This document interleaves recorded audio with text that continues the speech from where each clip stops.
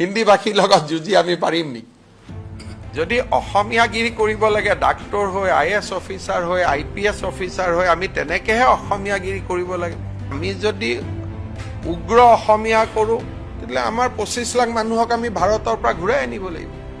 এইবিলাক কথাত মই নাই আৰু যিকেইজনে এইবিলাক কাম কৰে তেওঁলোকক মই বেয়া পাওঁ। চান্দা নিদিব, চান্দা নিদিলে অসমীয়া বিহাৰী কৰি দিব, চান্দা নিদিলে অসমীয়া মাৰোৱাৰী কৰি দিব।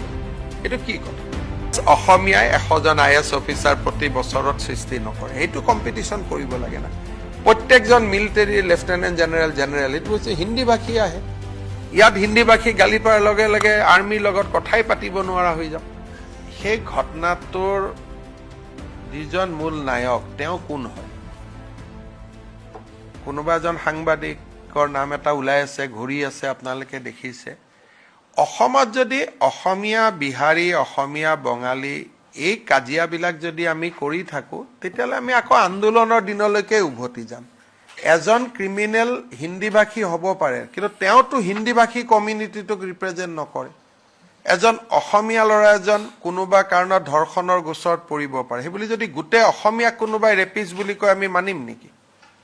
সেইকাৰণে যিটো অসমত এজন বিহাৰী অসমীয়াৰ কাজিয়া লাগিলে গোটেই বিহাৰী জাতিটোক টানি আনা, অসমীয়া জাতিটোক টানি আনা, এইটোতো কোনো কাৰণে সমৰ্থনযোগ্য নহয়। তেওঁ যদি মিটিং কৰি যে মই সকলো বিহাৰী ৰাইজৰ হৈ এই কাজিয়াখন কৰিছোঁ তেতিয়া বেলেগ কথা।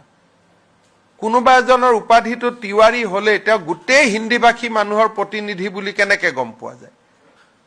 এইবিলাক কৰিলে কি হ'ব? আমাৰ আজি আপোনালোকে এইটো জানি ল'ব যে অসমত যিমান হিন্দী ভাষী থাকে তাতকৈ বেছি অসমীয়া ল'ৰা বাহিৰত থাকে। এই কথাবিলাক আমাৰ অসমৰ সাংবাদিকসকলে আপোনালোকেও এইবিলাক লিখালিখি কৰে। যদি ভাৰতৰ মানুহে কয় যে আপোনালোকৰ 25 লাখ মানুহ ঘূৰাই লওক, 25 লাখতকৈ বেছি অসমীয়া আজি অসমৰ বাহিৰত আছে। এই কথাবোৰ আমি পাহৰি যাওঁ অসমত থকা মানুহখিনি। আজি বাংগালোৰ, হায়দৰাবাদ আপুনি যাব নোৱাৰে, গামোচা এখন লৈ যাওক, গোটেই ৰাস্তাই ৰাস্তাই আপোনাক মাতিব। গতিকে এই বস্তুটো ঠিক বস্তু নহয়। কোনোবা যদি বিহাৰী সংগঠন এটাই বা হিন্দী ভাষী সংগঠন এটাই প্ৰস্তাৱ লৈ আমাক আক্ৰমণ কৰে তেতিয়া বুজি পালোঁ। দুজন ক্ৰিমিনেলৰ কাজিয়াটো অসমীয়া বিহাৰী কেনেকৈ হ'ব পাৰে? তেতিয়া অসমীয়া কাজিয়া গিলে আমি কি বুলি ক'ম? তেতিয়া ক'ম এইটো কলিতা আৰু বামুণৰ ফাইট, যদি দুজন কলিতা আৰু বামুণ হয়। কালি যদি দুজন মিচিং আৰু ৰাভা হয় আমি ক'ম মিচিং ৰাভাৰ ফাইট। এইটোতো বহুত সৰু ৰাস্তাত, আৰু এইবিলাকত আটাইতকৈ বেছি চলায় কোনে চলায়? আটাইতকৈ সন্দেহযুক্ত বাংলাদেশৰ পৰা অহা মানুহখিনিয়ে এইখিনি বেছিকৈ প্ৰচাৰ কৰা আৰম্ভ কৰে।